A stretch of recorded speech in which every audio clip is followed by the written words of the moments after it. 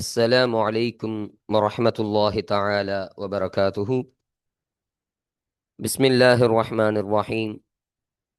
ரியாலு சாலிஹீன் பாடம் 331. இந்த ரியாலு சாலிஹீன் கிதாபினுடைய 331ஆம் நாள் பாடத்தில் நாம் அமர்ந்திருக்கின்றோம்.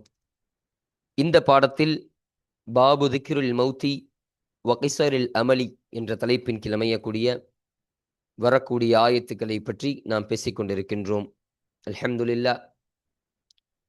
நம்முடைய ஜாமியா ரகீப் எஜுகேஷனல் ட்ரஸ்டின் மூலமாக பல தீன் சம்பந்தப்பட்ட சேவைகளையும் பல துன்யா சம்பந்தப்பட்ட சேவைகளையும் நாம் செய்து கொண்டிருக்கின்றோம்.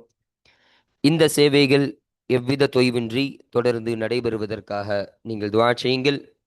இன்னும் ஆதரவு தாருங்கள். நன்மையில் ஒன்று சேருவோம், முந்திக் கொள்வோம். உங்களுடைய நன்கொடைகளை எங்களுக்கு நீங்கள் வழங்க விரும்பினால் எங்களுடைய பேங்க் அக்கவுண்ட் டீட்டெயில்ஸ், வங்கி முகவரிகள் இங்கு கொடுக்கப்பட்டிருக்கின்றது. இது அல்லாமல் இங்கு QR ஸ்கேனும் கொடுக்கப்பட்டிருக்கின்றது. இதன் மூலமாக நீங்கள் ஸ்கேன் செய்தும் உங்களுடைய நன்கொடைகளை எங்களுக்கு நீங்கள் தாராளமாக வழங்கலாம்.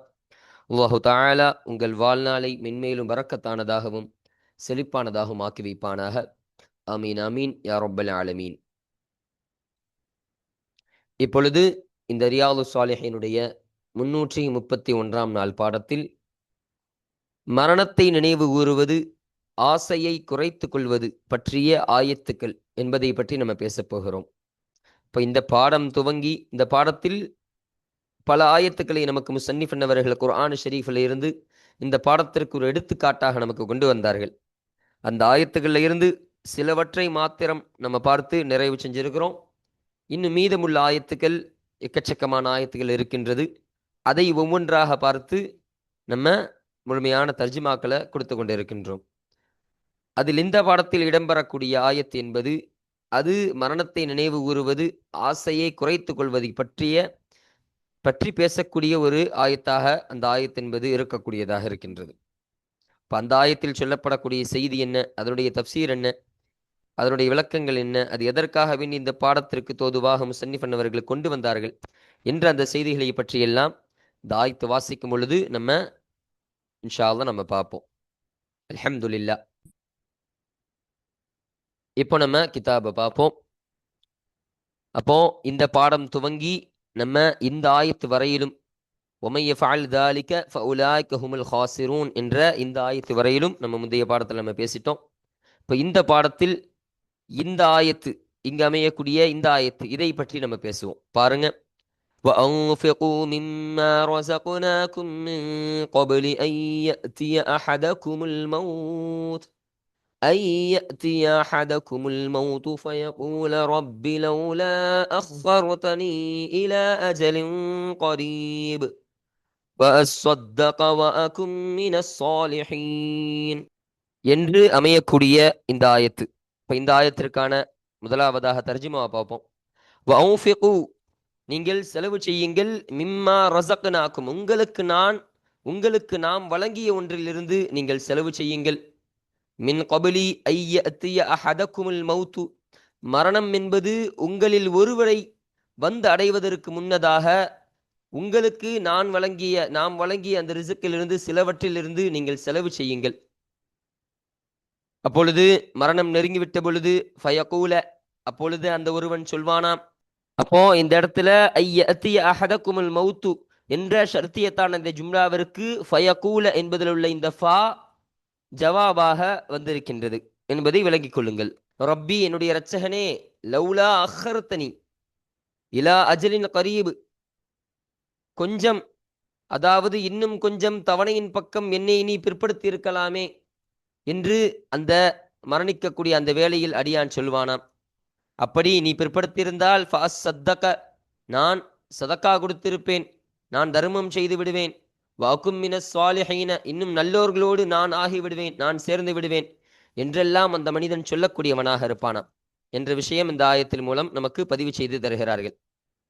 இப்போ இந்த ஆயத்திற்கான தப்சீரை இப்போ நம்ம பார்ப்போம். வஅன்ஃபிகு மிம்மா ரஸக்னாக்கும் என்ற இந்த வாசகத்திற்கான தப்சீர் ஃபத்ஹுல் பயான்ல நமக்கு ஒரு விளக்கத்தை தராங்க பாருங்க. அப்போ வஅன்ஃபிகு மிம்மா ரஸக்னாகும் என்பதனுடைய வெளிப்படையான நாட்டம் என்னன்னு சொன்னா, நோக்கம் என்னன்னா, பொதுவான விஷயத்தில் செலவு செய்வதை இது குறிக்கும். அப்போ பொதுவாக இந்த உலகத்தில் என்னென்ன விஷயம் இருக்குதோ அந்த விஷயத்தில் எல்லாம் செலவு செய்வது எல்லாமே இந்த இதில் குறிக்கக்கூடியதாக இருக்கும் என்று சொல்கிறாங்க. ஆனால் கடமையான ஜக்காத்தை இது குறிக்கும் என்றும் சொல்கிறாங்க. இப்போ அல்லாஹ் கடமையாக்கி வச்சிருக்கிறான் இல்லையா, ஒவ்வொரு மனிதருக்கும் ஜக்காத்தை கொடுக்க வேண்டும் என்ற கடமை இருக்கு. அப்போ அந்த ஜக்காத்தை இதன் மூலமாக அல்லாஹ் நாடுகிறான். நான் கொடுத்த விஷயத்திலிருந்து நீங்கள் ஜக்காத்தாக நீங்கள் செலவு செய்யுங்கள் என்று அல்லாஹ் சொல்ல வருகிறான் என்பதை இங்கு நமக்கு அருமையாக கற்றுத்தருகிறார்கள். இப்போ இந்த இடத்துல மிம்மா ரசக்னாக்கும் என்ற ஒரு விஷயத்தை சொன்னான். அப்போ இந்த மின் என்பது சிலவற்றை குறிக்கும் அர்த்தத்திற்கு வரக்கூடிய ஒன்று. அப்போ நாம் உங்களுக்கு கொடுத்ததிலிருந்து சிலவற்றை நீங்கள் செலவு செய்யுங்கள்.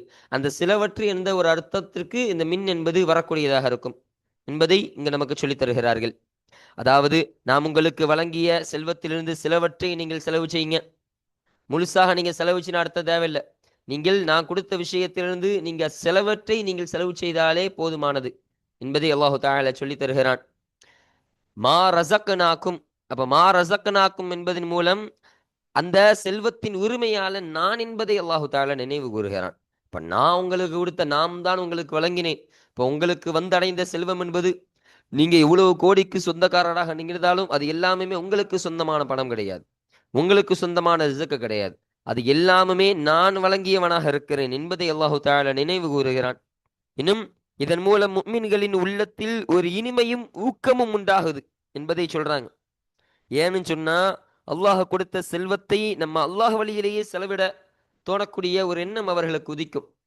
இப்போ ஒரு முஃமினான ஒரு அடியான் அவன் செலவு செய்வதற்கு அவன் கஞ்சம் கொள்ள மாட்டான், அவன் கஞ்சத்தனத்தை அவன் கொள்ள மாட்டான். ஏன்னு சொன்னா அவன் ஒரு முஃமினுடைய கல்வியில் அவனுக்கு இருக்கும், நமக்கு இருக்கக்கூடிய செல்வம் என்பது அல்லாஹ் கொடுத்த செல்வம். இந்த செல்வத்திற்கு உரிமையாளர் நம்ம கிடையாது, அல்லாஹ் தான் இதற்கு சொந்தமானவனாக இருக்கிறான், இதற்கு உரிமையாளன் அல்லாஹ் தான். அப்ப அல்லாஹ் கொடுத்த விஷயத்த மற்றவர்களுக்கு கொடுப்பதற்கு நம்ம ஏன் தயங்குறோம்? இப்ப அல்லாஹ் தான் எல்லாத்துக்கும் ரிஸ்க் அளிக்கிறான். நம்ம கொடுக்க போற இந்த ரிஸ்க் என்பது நம்ம வழங்குறது கிடையாது, இது அல்லாஹ் வழங்க சொன்னதுதான், அல்லாஹ் கொடுத்ததான் நான் திரும்ப கொடுக்கிறேன் என்ற ஒரு ஒரு ஊக்கம் இருக்குமா இல்லையா அவனுடைய வாழ்க்கையில, கொடுக்க வேண்டும் என்ற ஊக்கம். அப்படி ஒரு ஊக்கத்தையும் உண்டாக்கக்கூடியதாக இருக்கும் என்பதை நமக்கு இந்த தஃசீரில் அருமையாக சொல்லித் தருகிறார்கள். அப்படி அப்படி எல்லா சொந்தமாக இருக்கும். அல்லாஹ் சிலவற்றை தான் செலவிட சொன்னான். அப்போ எல்லாமே அல்லாஹ்விற்கு சொந்தம் தான். அந்த உலகத்தில் அல்லாஹ் எதை கொடுத்தாலும் எல்லாமே அல்லாஹ்விற்கு சொந்தம் தான். அவன் நினைச்சிருந்தா அல்லாஹ் எல்லா விஷயத்தையும் நீங்க செலவு செய்யுங்க, நான் கொடுத்த எல்லா ரிசுக்கையும் நீங்க செலவு செய்யுங்க என்பதை அல்லாஹு தாலா சொல்லியிருக்கலாம். ஆனா மிம்மா ரசக்கனாக்கும் என்ற அந்த மின் ஒரு வார்த்தையை சொன்னான். சிலவற்றை மாத்திரம் நீங்கள் செலவு செய்யுங்கள் என்று அல்லாஹ் சொல்கிறான் என்று சொன்னால் இதன் மூலமாக அல்லாஹுடைய கருணையை நம்ம விளங்கிக் கொள்ளலாம், அல்லாஹுடைய ரஹமத்தை இதன் மூலமாக விளங்கிக் கொள்ளலாம் என்பதை நமக்கு இங்கு சொல்லித் தருகிறார்கள். அப்போ அப்படி நாம் கொடுத்த அந்த ரிசுக்ல இருந்து, நான் உங்களுக்கு என்ன கொடுத்தானோ அந்த அந்த ரிசுக்ல இருந்து சிலவற்றை நீங்கள் செலவு செய்யுங்க. மின் கபலி, முன்னதற்கு, ஐயத்திய அஹதகுமுல் மௌத்து, மரணம் என்பது உங்களில் ஒருவரை வந்து அடைவதற்கு முன்னதாக. இப்போ மரணம் என்பது, மவுத் என்பது உங்களுக்கு வருமா இல்லையா? அப்படி மரணம் உங்களுக்கு வருவதற்கு முன்னாலேயே நீங்க இப்படி செலவு செஞ்சிருங்க. மரணம் வந்ததற்கு பின்னால் உங்களால் செலவு செய்ய முடியாது. இப்போ அஹதகுமுல் மவுத் என்பதற்கு ஃபத்ஹுல் பயான்ல விளக்கத்தை தரும் பொழுது, அதாவது மரணம் வரும்போது முன்னோட்டங்கள், காரணங்கள், அறிகுறிகள் எல்லாம் அவன் மீது வெளிப்படுத்தப்படுகிறது என்பதை சொல்லி தருகிறார்கள். அப்புறம் சக்கராத்துடைய நேரத்தில் அவன் எல்லாத்தையும் பார்ப்பான். மரணம் நமக்கு வந்துருச்சு, அல்லாஹு தாலா இன்னும் கொஞ்ச நேரத்தில் நம்முடைய ரூஹை கைப்பற்ற போறோம், அந்த எதனால நம்ம மரணிக்க போறோம் என்ற அந்த காரண முன்னோட்டங்கள், அது வரக்கூடிய அந்த நிலைகள், அறிகுறிகள் எல்லாமே அவனுடைய கண்ணிற்கு காட்டப்படும். அப்போ அப்படி இருந்தும் அவனால் அந்த நேரத்தில் செலவு செய்யவே முடியாது. அப்ப மரணம் நெருங்கிடுச்சு, அந்த மரணத்தை அவன் கண்ணால பார்த்துட்டான்னு சொன்னா அவன் கையிலிருந்து ஏதாவது கொடுக்க முடியுமா? அவன் ஏதேனும் அவன் செல்வத்திலிருந்து செலவு செய்ய முடியுமா? எதுவுமே பண்ண முடியாது. அந்த நேரத்தில் ரூஹா மட்டும் தான் போகும், அவனால ஒண்ணுமே செய்ய முடியாது என்பதை சொல்லித் தருகிறார்கள். அப்பொழுது ஃபயகூல ரப்பி லௌலா அஹ்ஹர்தனி, ஃபயகூல, அப்பொழுது அந்த மனிதன் சொல்வானாம், அந்த மரணம் என்பது, அந்த மரணத்தை அவன் சந்திக்கக்கூடிய அந்த நிலையில அந்த மனிதன் சொல்வானாம், ரப்பி, என்னுடைய இரட்சகனே, லௌலா அஹ்ஹர்தனி என்பதாக சொல்வானாம். அதாவது அவன் மரண வேளையில் அல்லாஹ்வை அழைச்சி, ஏன் என்ன இன்னும் கொஞ்ச காலம் நீ வாழ விடவில்லை, என் மரணத்தை எதற்காக நீ தள்ளி போடல என்று அல்லாஹ்வை பார்த்து அவன் கேட்பான். யா அல்லாஹ், இன்னும் கொஞ்ச காலம் எனக்கு கொடுத்துருக்கலாமே, இன்னும் கொஞ்ச தவணை எனக்கு நீடித்து கொடுத்திருக்கலாமே, இன்னும் கொஞ்ச காலம் நான் வாழ்ந்திருக்கலாமே என்று அவன் கேட்கக்கூடியவனாக இருப்பானாம் என்பதை சொல்லித் தருகிறார்கள். அப்ப இந்த லவ்லா என்ற ஒரு வார்த்தை இருக்குதா இல்லையா, இந்த லவ்லா என்ற வார்த்தைக்கு இந்த இடத்துல லவ்லா என்பது ஹலா என்ற சொல்லின் அர்த்தத்தில் பயன்படுத்தப்பட்டுள்ளது என்பதை சொல்றாங்க. அதாவது வலியுறுத்தல், இன்னும் தூண்டல் என்பது மாதிரி. அப்ப ஹலான்னு ஒரு அரபியில ஒரு வார்த்தையை சொல்லுவாங்க. அந்த அர்த்தத்திற்கு தான் இந்த லௌலாவை இங்கு அல்லாஹ் பயன்படுத்தி இருக்கின்றான். அப்ப ஹலான்னு சொன்னா பொதுவாக ஹலா என்ற சொல் முன்பு நடந்த செயலை குறித்து தூண்டல். அதாவது ஏன் செய்தாய், ஏன் செய்யவில்லை. இப்ப முந்தைய காலத்துல முன்னாடி நமக்கு நடந்திருக்குமா இல்லையா, ஒரு விஷயம் நடந்திருக்கும், அதை பார்த்து ஒருத்தர் நம்ம கேட்கிறோம், எதனாலப்பா நீ இப்படி செஞ்ச, எதனாலப்பா நீ இப்படி செய்யல அப்படின்னு கேள்வி எழுப்புவானா இல்லையா. அப்படி ஒரு முந்தைய காலத்தை குறிக்கக்கூடிய ஒரு வார்த்தை தான் ஹலா என்ற வார்த்தை. அப்ப அந்த ஹலா என்ற வார்த்தைக்கான அர்த்தத்தை பொதிந்ததாக தான் இந்த லௌலா என்ற வார்த்தை வருகின்றது என்பதை நமக்கு இமாம் பெருமக்கள் இந்த ஃபத்ஹுல் முயின், இந்த ஃபத்ஹுல் பயான் என்ற தஃசீரில் நமக்கு சொல்லித் தருகிறார்கள். ஆனா இந்த இடத்துல எதிர்காலம், நிகழ்காலம் என்ற அர்த்தத்தில் இது வந்துள்ளது. ஆனா என்பதை நமக்கு சொல்லித் தராங்க. அப்போ பொதுவாக கடந்த காலத்துல தான் அந்த லௌலா ஹலாவுடைய அர்த்தம் வரும். ஆனா இந்த இடத்துல எதிர்காலத்தையும் நிகழ்காலத்தையும் குறிக்கக்கூடிய அர்த்தத்தில் தான் இது வந்திருக்கக்கூடியதாக இருக்கின்றது என்பதை சொல்றாங்க. ஏன்னு சொன்னா கடந்த காலத்தில் நடந்ததை தள்ளி போடுமாறு கேட்பது ஒரு அர்த்தமற்ற செயலாக இருக்கும். இப்ப கடந்த காலத்துல ஒரு விஷயம் நடந்துச்சுன்னு சொன்னா அதை எப்படியாவது மாத்திரையா அல்லாஹ், கடந்த காலத்தில் நடந்ததை எனக்கு எப்படியாவது மாத்திரு அப்படின்னு கேட்டா அது ஒரு அர்த்தமற்ற ஒரு செயல். இப்போ மாதி தான், கடந்த கடந்த காலத்தில் நிகழ்ந்தது, கடந்த காலத்தில் நிகழ்ந்தது தான், அதை திரும்ப மாற்ற முடியாதா இல்லையா. அப்ப அதனால தான் இந்த லௌலா என்பது எதிர்காலத்தையும் நிகழ்காலத்தையும் குளிக்கக்கூடிய ஒரு அர்த்தத்திற்கு வரக்கூடியதாக இருக்கும் என்பதை நமக்கு அருமையாக சொல்லித் தருகிறார்கள். இப்ப இன்னும் சில இமாம்கள் சொல்லித் தரும் பொழுது இந்த லா என்பது கூடுதலாக வரக்கூடிய, ஜாயிதாவாக வரக்கூடிய ஒன்றாக இருக்கின்றது. அப்ப அல்லாஹ் நினைத்திருந்தா ரப்பி லவ் அஹ்ரத்தின் என்பதாகவே சொல்லியிருக்கலாம். இந்த லவ் லா என்பது, இந்த லா என்பது ஜாயிதாவாக கூடுதலாக வரக்கூடிய ஒன்றாக இருக்கின்றது என்ற அர்த்தத்திற்கு இது வரக்கூடியதாக இருக்கும் என்பதை சொல்றாங்க. இன்னும் சில இமாமல் சொல்லும் பொழுது இந்த இடத்தில் தமன்னி என்ற அர்த்தத்தில் வரக்கூடியதாக இருக்கின்றது. அதாவது ஆசை, விருப்பம் என்ற அர்த்தம். யா அல்லாஹ் எனக்கு தவணையை கொஞ்சம் தள்ளி போட்டு இருக்கலாமே, என்னை இப்படி பண்ணிட்டியே, கை சேதப்பட்டும் நிலையில சொல்றான் அவன். இப்போ இன்னும் கொஞ்சம் டைம் எனக்கு கொடுத்துருக்கலாமே, என்னுடைய தவணை இன்னும் கொஞ்சம் தள்ளி போட்டிருக்கலாமே என்ற ஒரு ஆசை கொள்ளும். இப்போ தமன்னின்னு சொன்னா அதாவது இது நிகழ்ந்திருக்கலாம் என்ற ஒரு ஆசை குலமான இல்லையா, ஒரு மனிதனுடைய உள்ளத்தில் வருமா இல்லையா, அந்த ஆசையின் கேட்பதன் காரணமாக தான் இந்த லௌலா என்ற அர்த்தம், இந்த லௌலா என்ற வார்த்தை இந்த அர்த்தத்திற்கு வரக்கூடியதாக இருக்கும் என்றும் சில இமாம்கள் நமக்கு சொல்லித் தருகிறார்கள். அப்ப கஷாப் என்ற தப்சீரில் கேள்வி எழுப்புதல் என்ற அர்த்தத்திற்கு இது வரும் என்பதை நமக்கு சொல்லித் தருகிறார்கள். லௌலா அஹ்சர்தனி, என்னுடைய தவணையை நீ இன்னும் கொஞ்சம் தள்ளி போட்டிருக்க கூடாதா யா அல்லாஹ் என்று அல்லாஹை பார்த்து கேள்வி எழுப்புவது, அல்லாஹ்விட்டையே கேள்வி கேட்பது என்ற அர்த்தத்திற்கு இது வரக்கூடியதாக இருக்கும் என்பதை நமக்கு இந்த கஷாஃப் என்ற தஃசீரில் நமக்கு அருமையாக சொல்லித் தருகிறார்கள். ஆனா இந்த இடத்துல முதல் கருத்து தான் ரொம்ப ஏற்றமான கருத்தாக இருக்கும் என்பதை சொல்றாங்க. இப்போ முதலாவது கருத்து என்ன, இந்த லௌலா என்பது ஹலா என்ற அர்த்தத்திற்கு, அதாவது என்ன சொன்னோம் நம்ம, வலியுறுத்தல், இன்னும் தூண்டல் என்ற அர்த்தத்திற்கு வரக்கூடியதுதான். இதுதான் இந்த இடத்துல ரொம்ப பொருத்தமானதாக, இதுதான் ரொம்ப ஏற்றமான கருத்தாக இருக்கின்றது என்பதை நமக்கு இதன் மூலமாக சொல்லித் தருகிறார்கள். ஆக மொத்தம் என்னுடைய தவணையை நீ பிற்படுத்தி இருந்தால் இலா அஜலின் கரீப், ஒரு நெருக்கமான தவணையின் பக்கம் என்னை நீ பிற்படுத்தி இருந்தால் என்ற அர்த்தத்திற்கு இது வரக்கூடியதாக இருக்கும். இலா அஜலின் என்பதற்கு தப்சீரில் என்ன எழுதுறாங்கன்னா, ஒரே காலம், அதாவது ஒரே நேரம், ஒரு நேரத்தை எடுத்துக்கொள்ளலாம். அதாவது ஒரு நேரத்தை எனக்கு குடியா அல்லாஹ், ஒரு நேரத்தின் பக்கம் என்னை பிற்படுத்த செய்து விட வச்சிடமாட்டாயா என்று அவன் கேட்பது போல் எடுத்துக்கொள்ளலாம். இப்ப கரீபுன்னு சொன்ன இந்த இடத்துல நெருக்கமாக கூடியது என்ற அர்த்தத்திற்கு வரக்கூடியதாக இது அமையாது. கரீபுன்னு சொன்ன இந்த இடத்துல சிறிது காலம், அதாவது நான் தவறவிட்ட நற்செயல்களை திருத்திக் கொள்ளும் அளவிற்கு மட்டும் இருக்கக்கூடிய சிறிது காலம் இருக்குமா இல்லையா, அந்த காலத்தை தான் இந்த கரீப் என்பது குறிக்கக்கூடியதாக இருக்கும். அப்போ ஒரு சிறிது காலம் எனக்கு நீ தவணையை கொடுத்திருக்கலாமே, சிறிது காலம் என்னை நீ பிற்படுத்தி இருக்கலாமே யா அல்லாஹ் என்று அந்த மனிதன் கேட்கக்கூடியவனாக இருப்பானாம் என்பதை நமக்கு இங்கு சொல்லித் தருகிறார்கள். அப்போ அப்படி ஒரு சில அந்த தவணையின் பக்கம், அந்த சிறிது கால தவணையின் பக்கம் என்னை நீ பிற்படுத்தி இருந்தால் நான் சதக்காவாக கொடுத்திருப்பேனே, நான் தர்மம் செய்திருப்பேனே. அதாவது என் செல்வத்திலிருந்து சதக்கா செய்யவோ அல்லது கடமையான அந்த ஜக்காத்தையோ நிறைவேற்றி இருப்பேனே என்று அவன் சொல்வானான். இப்போ சத்தக்கா என்பதற்கு 2 அர்த்தம் கொடுக்கலாம் இந்த இடத்துல. இப்போ தர்மம் என்பதும் இதில் விளங்கும், கடமையான ஜக்காத் என்பதும் விளங்கும். இப்போ அப்படி நீ எனக்கு சிறிது காலம் கொடுத்திருந்தால் நான் நன்மையை பெற்றுக்கொள்ளக்கூடிய, நன்மையை வாங்கி தரக்கூடிய சதக்காவை நான் செஞ்சிருப்பேன் அதிகமாக, இன்னும் உன்னுடைய கடமையான அந்த ஜக்காத்தையும் நான் முழுமையாக நிறைவேற்றியிருப்பேன் என்று அவன் சொல்லக்கூடியவனாக இருப்பானான். இப்போ இந்த இடத்துல ஃபாஸ் சத்தக் என்பதாக சொல்றாங்க இல்லையா. அப்போ பொதுவாக அந்த ஃபாஸ் சத்தக் என்பதில் பொதுவாக தாவை சாதில் இழைத்து வாசிப்பார்கள் என்பதை நமக்கு இங்கு சொல்லித் தருகிறார்கள். அப்போ சிலர் இயல்பாக ஃபதசத்தக என்பதாகவும் வாசிக்கிறார்கள் என்பதை சொல்றாங்க. அப்போ ஃபஅஸ்ஸத்தக என்பதாக ஒரு வார்த்தை இருக்கு. அப்போ இதனுடைய அசல் எப்படி இருக்கும்னா ஃபதசத்தக ஃபஅதசத்தக என்பதாக தான் இருக்கும். இந்த சாதுக்கு ஷத்து போட்டெல்லாம் கிடையாது. ஃபஅதசத்தக என்பதாக சாதாரணமாக இருக்கும். அப்ப அந்த தாவை தான் இங்கு இந்த சாதோடு இழைத்து இந்த சாதில் இதுகாம் செஞ்சு வாசிக்கிறார்கள். ஃபஅஸ்ஸத்தக என்பதாக. இன்னும் சில நபர்கள் சாதாரணமாக ஃபதசத்தக என்பதாக அந்த சாதுக்கு ஷத்து செய்யாம தாவை வைத்து யதார்த்தமாகவும் வாசிக்கிறார்கள். இன்னும் சில கிராத்துகள் அப்படி வாசிக்கப்படுகிறது என்பதை நமக்கு இங்கு சொல்லித் தருகிறார்கள். அப்ப இது இன்னும் இது தமன்னி, அதாவது ஆசைக்கு விடையாக இது வந்துள்ள ஒன்றாக இருக்கின்றது. அப்ப அந்த லவ்ல ஆஹ்ரத்தனி என்பது நம்ம தமன்னியின் அர்த்தத்தை வரக்கூடியதாக இருக்கும் சொன்னோம்.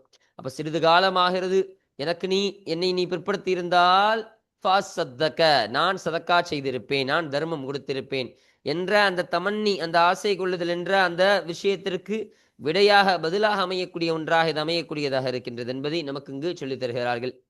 இன்னும் வாக்கும் மின சாலிஹீன், இன்னும் நல்லோர்களோடு நான் ஆகியிருப்பேன் என்றும் அவன் சொல்வானாம். அப்போ லவ்லா அஹ்ஹர்தனி இலா அஜலின் கரீப் என்ற ஷர்த்தியத்தான அந்த ஜும்லாவிற்கு ஃபஅஸத்தக வஅகுன் என்பது ஜவாபாக அமைகின்றது. அப்போ வாக்குன் என்பது பொதுவாக இதை ஜஸ்மு முறையில் வாசிக்கப்படுகிறது, அக்குன் என்பதை சொல்லித் தருகிறார்கள். இப்போ ஸஜ்ஜாஜ் ரலியல்லாஹு அன்ஹு அன்னவர்கள் சொல்லி தருகிறார்கள், ஏன் என்னை தள்ளி போடவில்லை என்ற அர்த்தத்திற்கு இது வரக்கூடியதாக இருக்கும். அப்போ என்ன சொல்றாங்க, லவ்லா அஹ்ஹர்தனி, ஏன் என்னை தள்ளி போடவில்லை, தள்ளி போட்டிருந்தால் வக்குமின சாலிஹீன், நான் நல்லோர்களோடு சேர்ந்திருப்பேனே என்று ஸஜ்ஜாஜ் ரலியல்லாஹு அன்ஹு அன்னவர்கள் விளக்கம் கொடுக்கிறார்கள். இன்னும் அந்த ஸஜ்ஜாஜ் ரலியல்லாஹு அன்ஹு அன்னவர்கள் அக்குன் என்பதும் ஃபஅஸத்தக என்பது மாதிரி ஜஸ்முடைய நிலையில் இது ஜஸ்முடைய நிலையில் தான் இதுவும் வந்திருக்கின்றது என்ற ஒரு விஷயத்தின் நமக்கு இங்கே கற்றுத்தருகிறார்கள். இன்னும் இமாம் அபு அலியில் பாரிசி ரதியல்லாஹு அன்ஹு அன்னவர்களும், இன்னும் இமாம் இப்னு அத்தியா ரதியல்லாஹு அன்ஹு அன்னவர்களும், இன்னும் சில இமாம்களும் இதே கருத்தை அவர்களும் சொல்கிறார்கள். அந்த வாக்குன் என்பது ஃபஅஸத்தக என்பது மாதிரி ஜஸ்முடைய நிலையில் தான் இதுவும் வரக்கூடியதாக இருக்கின்றது என்பது மாதிரியெல்லாம் சில இமாம்கள் நமக்கு கற்றுத்தருகிறார்கள். ஆனால் இமாம் சீபவைஹி ரதியல்லாஹு அன்ஹு அன்னவர்கள் இது தமன்னி வாக்கியத்தில் மறைந்துள்ள காரணத்தால் தான் இங்கு ஜஸ்மு நிலையில் வந்திருக்கின்றது என்பதை சொல்றாங்க. அப்ப தமன்னியுடைய ஒரு வாக்கியத்தில் மறைந்துள்ள காரணம், அந்த காரணம் இதில் இருக்கிறதன் காரணமாக தான் இங்க இப்படி வாக்குன் என்பது ஜஸ்முடைய நிலையில் இது வந்திருக்கின்றது என்பதாக சீபவிஹி இமாம் ரலியல்லாஹு அன்ஹு அன்னவர்கள் நமக்கு இங்கு கற்றுத்தருகிறார்கள். பாருங்க, மினஸ் சாலிஹீன், சாலிஹீன் என்பதற்கு தஃப்சீர் எழுதும் பொழுது முஃமினீன் என்பதாக எழுதுகிறார்கள். அப்போ அல்லாஹ்வை ஈமான் கொண்ட அந்த முஃமின்களோடு நான் சேர்ந்திருப்பேனே என்ற அர்த்தத்திற்கு இது வரக்கூடியதாக இருக்கும். இன்னும் இப்னு அப்பாஸ் ரலியல்லாஹு அன்ஹு அன்னவர்கள் சொல்லித் தருகிறார்கள், நான் ஹஜ் செய்து கொள்கிறேன் என்று அவன் சொல்வானாம். அப்போ வாக்குன் என்பதற்கு இந்த ஒரு அர்த்தம் கொடுக்கலாம். அப்போ நான் என்னுடைய வாழ்க்கையில் ஹஜ் செய்யாமல் ஆகிவிட்டேன் யா அல்லாஹ், அதனால் நான் சாலிஹீன்களோடு நான் ஹஜ் செய்திருப்பேனே என்று அந்த மனிதன் அந்த ரூஹை கைப்பற்றும் பொழுது அந்த மனிதன் சொல்லக்கூடியவனாக இருப்பான் என்பதை இப்னு அப்பாஸ் ரலியல்லாஹு அன்ஹு அன்னவர்கள் சொல்லித் தருகிறார்கள். இன்னும் இமாம் லஹாக் ரலியல்லாஹு அன்ஹு அன்னவர்கள் சொல்லித் தரும் பொழுது, யாராவது ஹஜ் செய்யாமலோ ஜகாத்து கொடுக்காமலோ இறந்து விட்டால் மறுமையில் திருப்பி அனுப்ப அவர்கள் கேட்பாராம். அப்போ யாராவது ஹஜ் செய்யாம இந்த உலகத்தினுடைய கடமையான அந்த ஜக்காத் ஹஜ் என்பது இந்த உலகத்துல வசதி இருந்தும் அப்படி செய்யாம, அதாவது சாதாரணமாக வசதி இல்லாமல் ஒருத்தர் ஹஜ் செய்யாம ஜக்காத் செய்யாம கிடையாது, அவருக்கு எல்லா வசதியும் இருக்கு, எல்லா வாய்ப்பும் இருக்கு. அப்படி இருந்தும் அவர் தன்னுடைய வாழ்க்கையில் ஹஜ் செய்யல, தன்னுடைய வாழ்க்கையில் ஜக்காத்து கொடுக்கல அப்படின்னு சொன்னா, அப்படி செய்யாத நிலையில அவர் மரணித்து விட்டாலும் சொன்னா, அவர் மறுமை நாள்ல போய் அல்லாஹ்விட திரும்ப மீண்டு செல்ல அவர் கேட்பாராம், யா அல்லாஹ், நான் தெரியாம ஹஜ் செய்யாம இருந்துட்டேன், நான் தெரியாம ஜக்காத்து கொடுக்காம இருந்துட்டேன், என்னை திரும்பவும் நீ உலகத்தில் மீளச் செய்ய அல்லாஹ், நான் அந்த ஹஜ்ஜுகளையும் ஜக்காத்துகளையும் நான் திரும்ப என்னை அனுப்பி அந்த வாய்ப்பை அவர் கோரக்கூடியவராக இருப்பாராம். இருந்தும் அந்த வாய்ப்பு அவருக்கு கொடுக்கப்படாது, அவரால் எந்த ஒரு ஹஜ்ஜையும் செய்ய முடியாது, எந்த ஒரு ஜக்காத்தையும் செய்ய முடியாது என்பதை லஹாக் ரலியல்லாஹு அன்ஹு அன்னவர்கள் இமாம் அவர்கள் நமக்கு கற்றுத்தருகிறார்கள். அப்போ இதுதான் இந்த ஆயத்தினுடைய தஃப்சீராக அமைகின்றது. அப்போ இந்த தஃப்சீரின் தொடர்படியாக ஒரு ஹதீஸை நமக்கு சொல்லித் தருகிறார்கள். மின்ஹாஜுத்தீன் என்ற கிதாபில் ரசூலுல்லாஹி ஸல்லல்லாஹு அலைஹி வஸல்லம் அவர்கள் சொன்னதாக இப்னு அப்பாஸ் ரலியல்லாஹு அன்ஹு அன்னவர்கள் சொல்றாங்க. ஸல்லல்லாஹு அலைஹி சொன்னாங்களாம், யாருக்கு வசதி வாய்ப்பு இருந்தும் ஹஜ்ஜையும் ஜகாத்தையும் நிறைவேற்றவில்லையோ அவர் மரணத்தின் வேளையில் அவர் மீண்டு செல்ல அல்லாஹ்விடத்தில் அவர் அனுமதி கேட்கக்கூடியவராக இருப்பார். இப்போ மேலே சொல்லப்பட்ட மாதிரி தான் அந்த லஹாக் இமாம் சொல்லக்கூடிய கருத்து, இந்த கருத்தின் அடிப்படையில் தான் அந்த லஹாக் இமாம் ரதியல்லாஹு அன்ஹு அவர்கள் நமக்கு சொல்லித் தருகிறார்கள். இப்போ இந்த ஹதீஸில் இப்படி ஒரு விஷயத்தை ஸல்லல்லாஹு அலைஹி வஸல்லம் சொல்லியிருக்கிறாங்க. இப்போ ஒரு மனுஷன் இப்படி ஹஜ்ஜி செய்யாம ஜக்காத்து கொடுக்காம மரணிச்சிட்டான்னு சொன்னா, அந்த மரணித்த பின்பும் திரும்ப அந்த உலகத்தில் என்னை மீளச் செய்ய அல்லாஹ், நான் திரும்ப அந்த ஹஜ்ஜை செஞ்சுட்டு வரேன், ஜக்காத்து செய்து விட்டு வருகிறேன் என்று ஒரு வாய்ப்பு அவர் தேடுவார். அப்போ இந்த ஹதீஸை சொன்ன உடனே அந்த இப்னு அப்பாஸ் ரதியல்லாஹு அன்ஹு அறிவித்த உடனே அந்த இப்னு அப்பாஸ் ரதியல்லாஹு அன்ஹு அன்னவர்களுக்கு ஒரு நபர் சொன்னாராம், இப்படிப்பட்ட மனிதர், இப்படி அந்த மறுமையில் திரும்ப அந்த வாய்ப்பை கேட்கக்கூடிய மனிதர், கேட்பவரெல்லாம் காஃபிர்கள் தான் இருப்பார்கள், காஃபிர்கள் தான் இத்தகைய வாய்ப்பை கேட்கக்கூடியவராக இருப்பார். அப்போ இப்படிப்பட்ட நிலை என்பதை ஏற்படாமல் அல்லாஹு தஆலா நம்மை பாதுகாப்பானாக. அப்போ இப்படி கேட்பவர்கள் எல்லாம் காஃபிர்களாக தான் இருப்பார்கள், அல்லாஹ்வை மறுக்கக்கூடிய அல்லாஹ்வுடைய வழியத்தில் சென்றவர்களாக தான் இருப்பார்கள். அல்லாஹ்வை ஈமான் கொண்ட முஃமின்களுக்கு இப்படிப்பட்ட நிலை என்பது ஏற்படாது என்பதை நமக்கு இந்த ஒரு ஆயத்தின் மூலமாக நமக்கு கற்றுத்தரக்கூடியவர்களாக இருக்கிறார்கள். அல்ஹம்துலில்லாஹ். அப்போ இதுதான் இந்த ஆயத்து. அப்ப இந்த ஆயத்தானது இந்த பாடத்திற்கு கீழே பதிவு செய்யப்படுவதற்கான காரணம் என்னன்னு சொன்னா, இங்கு மரணத்தை நினைவு கூற வேண்டும். இப்போ இப்படி மரணம் உங்களை நெருங்கி வருவதற்கு முன்னால் நீங்கள் செலவினங்களை நீங்கள் செய்து கொள்ளுங்கள், ஜக்காத்தை நிறைவேற்றிக் கொள்ளுங்கள், சதக்காவை நீங்கள் கொடுத்துக் கொள்ளுங்கள், அல்லாஹ் சொன்னானா இல்லையா? அப்போ உங்களுடைய மரணம் வர்றதுக்கு முன்னால, அதனால நீங்க மரணத்திற்கு முன்பே நீங்கள் பயந்து கொள்ளுங்கள், உங்களுடைய மரணத்தை நீங்கள் பயந்து கொள்ளுங்கள். அப்படி உங்க மரணம் உங்களை வந்து அடைஞ்சு விட்டது என்று சொன்னால் உங்களுக்கு எந்த ஒரு தவணையும் கொடுக்கப்படாது. நீங்கள் கேட்கக்கூடியவர்களாக இருப்பீர்கள், யா அல்லாஹ் நான் எப்படியாவது சதக்கா செஞ்சுறேன், யா அல்லாஹ் என்னுடைய ஜக்காத்தை நிறைவேற்றி விடுகிறேன், நிறைவேற்றி எப்படியாவது நான் சாலிஹீன்களோடு நான் ஒன்று சேர்ந்து விடுறேன் என்பதாக வாய்ப்பு கோரக்கூடிய ஒரு சூழலில் அடியார்கள் அமையக்கூடியவர்களாக இருப்பார்கள். ஆனால் அத்தகைய சூழல் உங்களுக்கு ஏற்படாது. அதனால் உங்களுடைய மரணத்திற்கு முன்னாலே நான் கொடுத்த இந்த ரிசுக்கிலிருந்து நீங்கள் சிலவற்றை நீங்கள் செலவு செய்து கொண்டு நீங்கள் தப்பிக்கொள்ளுங்கள், நீங்கள் தப்பிச்சுக் கொள்ளுங்கள் என்பதை அல்லாஹு தஆலா இந்த ஒரு ஆயத்தின் மூலமாக சொல்லித் தருகிறான். இப்ப இந்த ஒரு கருத்தின் காரணமாக தான் இந்த ஆயத்தானதை முஸன்னிஃப் அவர்கள் இந்த பாடத்திற்கு தோதுவாக நமக்கு கொண்டு வந்திருக்கின்றார்கள். இப்போ அடுத்தபடியாக இருக்கக்கூடிய இந்த ஆயத்தை நம்ம பார்ப்போம். وَلَن يُؤَخِّرَ اللَّهُ نَفْسًا إِذَا جَاءَ أَجَلُهَا وَاللَّهُ خَبِيرٌ بِمَا تَعْمَلُونَ. அப்போ இப்படி சொல்லப்படக்கூடிய ஒரு ஆயத்து. இப்போ இந்த ஆயத்திற்கான தர்ஜுமா என்ன? وَلَن يُؤَخِّرَ اللَّهُ نَفْسًا, எந்த ஒரு ஆத்மாவையும் அல்லாஹு தஆலா பிற்படுத்த மாட்டான். இதா ஜாஅ அஜலுஹா, அந்த ஆத்மாவினுடைய அஜல், அதாவது அந்த ஆத்மாவினுடைய தவணை வந்து விட்டால் எந்த ஒரு ஆத்மாவினுடைய உயிரையும் கைப்பற்றாமல் அல்லாஹ் பிற்படுத்த மாட்டான். வல்லாஹு, இன்னும் அல்லாஹுவே, ஹபீரும் பிமா தஅமலூன், நீங்கள் செய்கின்ற விஷயத்தை எல்லாம், நீங்கள் செய்கின்ற ஒன்றை அல்லாஹ் அறியக்கூடியவனாக இருக்கிறான். அப்போ நீங்கள் செய்கின்ற எல்லாவற்றையும் அல்லாஹ் அறியக்கூடியவனாக இருக்கிறான் என்று சொல்லப்படக்கூடிய ஒரு ஆயத்து. இப்போ இந்த ஆயத்திற்கான தஃப்சீரில் நமக்கு சொல்லும் பொழுது, ஃபத்ஹுல் பயானில் சொல்லும் பொழுது விளக்கத்தை சொல்றாங்க. வலை யுஅஃகிர் அல்லாஹு நஃப்ஸன், அதாவது லவ்ஹுல் மஹ்ஃபூலில் எழுதப்பட்ட காலம் தாண்டி யாரும் வாழ முடியாது என்ற அர்த்தத்தை சொல்றாங்க. இப்போ அல்லாஹ் ஒரு ஆன்மா பிறப்பதற்கு முன்னாலேயே அந்த லவ்ஹுல் மஹ்ஃபூல் பாதுகாக்கப்பட்ட அந்த ஏட்டில் அல்லாஹு தஆலா எழுதி விடுவான், ஒரு ஆன்மா இந்த சமயத்தில் இந்த நொடியில் பிறக்கும், இந்த நொடியில் இறக்கும் என்பதை அல்லாஹு தஆலா முழுமையாக எழுதி விடுகிறான். அப்போ அப்படி எழுதப்பட்ட அந்த வினாடி இருக்குமா இல்லையா, அவருடைய மௌத்தும் அங்க குறிக்கப்பட்டு விடும், அவருடைய மரணமும். அப்ப அந்த மரணம் குறிக்கப்பட்ட அந்த நொடி தாண்டி எந்த ஒரு ஆன்மாவும் வாழ முடியாது. அப்போ அல்லாஹ் அதை பிற்படுத்தவே மாட்டான். ஒருவனுக்கு எழுதிட்டான்னு சொன்னா, அவருடைய தவணை வந்து விட்டது என்று சொன்னால் அல்லாஹ் அந்த ஆத்மாவை கைப்பற்றாமல் இருக்க மாட்டான். கைப்பற்றாம கொஞ்ச நேரம் கழித்து கைப்பற்றலாம், அப்படி என்ற சலுகையெல்லாம் அல்லாஹ் கொடுக்க மாட்டான். உடனேயே அதற்கான நேரத்தில், உரித்த நேரத்தில் உடனேயே கைப்பற்றக்கூடியவனாக இருப்பான் என்பதை நமக்கு இங்கு ஃபத்ஹுல் பயானில் சொல்லி தருகிறார்கள்.